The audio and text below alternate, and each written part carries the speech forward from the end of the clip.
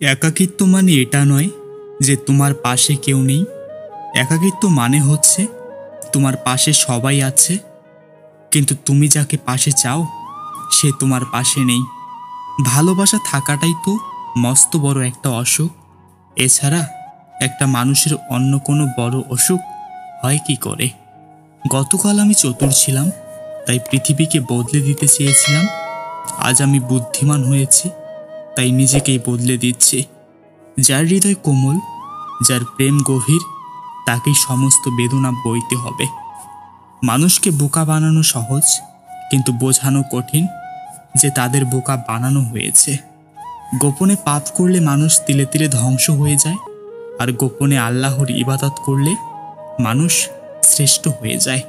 কাউকে বাধ্য করো না কথা বলার জন্য, তুমি চুপ থাকো আর বুঝিয়ে দাও তাদের ছাড়া তুমিও থাকতে পারো। মানুষ সিজদা অবস্থায় মৃত্যু চায়, কিন্তু মসজিদে নামাজ পড়তে যায় না। যেখানে নিজের আত্মাটাও একদিন কিছু না বলে চলে যাবে, সেখানে প্রিয় মানুষটার চলে যাওয়াটা অস্বাভাবিক কিছু নয়। কেবল নিজের পথে এগোলে মানুষ বলবে যে আপনি ভুল পথে এগোচ্ছেন। হিংসা এবং লোভ হলো চোখের ঝাড়ির মতো, যত বাড়ে ততই বিবেকের চোখ বন্ধ হতে থাকে। পৃথিবীর সবচেয়ে জটিল অঙ্কের নাম জীবন। যে সূত্রেই প্রয়োগ করা হোক না কেন, ফলাফল কিন্তু মৃত্যুই আসবে। মেয়েদের সবচেয়ে বেশি আনন্দ হয় যখন ঝগড়াতে স্বামীকে হারাতে পারে। স্বামীর পরাজিত মুখ স্ত্রীর কাছে যুদ্ধে জয়ের মতো।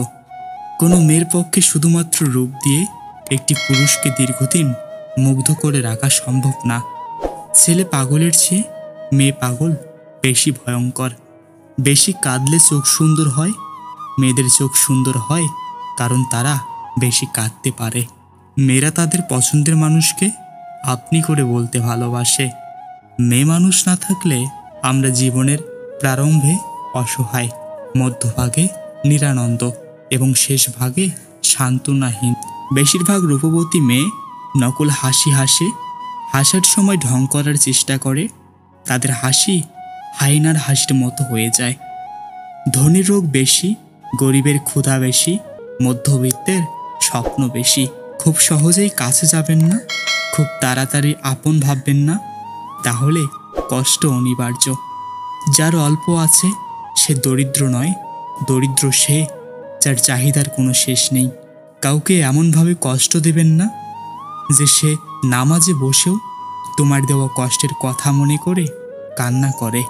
কারো সাথে খারাপ ব্যবহার করি না, কারণ মৃত্যুর আগে হয়তো ক্ষমা চাওয়ার জন্য তাকে আর খুঁজে পাবো না। তোমার কল্পনা যদি হয় আমাকে ঘিরে, তাহলে আমার বাস্তবতা হবে তোমায় ঘিরে।